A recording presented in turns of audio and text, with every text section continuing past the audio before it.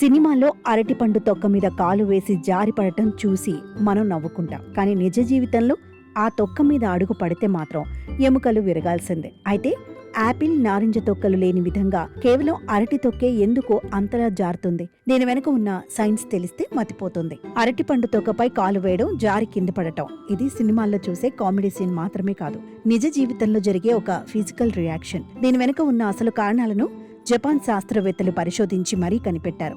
జపాన్లోని కితాసాటో విశ్వవిద్యాలయ శాస్త్రవేత్తల పరిశోధన ప్రకారం అరటిపండు తొక్క లోపలి భాగంలో పాలీసాకరైడ్ జెల్ అనే పదార్థంతో నిండిన అతి చిన్న సంచులు ఉంటాయి. మనం తొక్కపై అడుగు పెట్టగానే మన శరీర బరువుకు ఆ సంచులు పగిలిపోయి ఆ జెల్ బయటకు విడుదలవుతుంది. ఈ జెల్ నీరు, చక్కెరలు, ప్రోటీన్ల మిశ్రమం. ఇది షూకి మరియు నేలకి మధ్య ఒక బలమైన న్యాచురల్ లూబ్రికెంట్ లాగా పనిచేస్తుంది.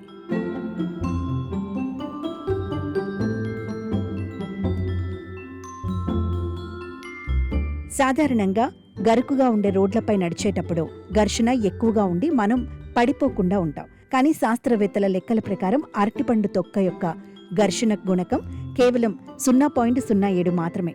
ఇది మంచు మీద నడిచేటప్పుడు ఉండే ఘర్షణ కంటే తక్కువ. అంటే మంచు మీద కంటే అరటిపండు తొక్కపై జారిపడే అవకాశాలు చాలా ఎక్కువ అన్నమాట. మనం తొక్కపై కాలు వేయగానే ఆ జెల్ వల్ల పాదం ఊహించని వేగంతో ముందుకు కదులుతుంది. మన శరీరం యొక్క గురుత్వాకర్షణ కేంద్రం పాదాల పరిధి దాటిపోవడంతో మెదడు ఆ మార్పును గ్రహించి బ్యాలెన్స్ చేసే లోపే మనం పట్టుకోల్పోయి కింద పడిపోతాం. యాపిల్, నారింజ వంటి ఇతర పండ్ల తొక్కల్లో తేమ ఉన్నప్పటికీ వాటిలో ఈ ప్రత్యేకమైన పాలీసాకరైడ్ జెల్ ఉండదు. అందుకే అవి అరటిపండు తొక్కలా అంత వేగంగా జారవు.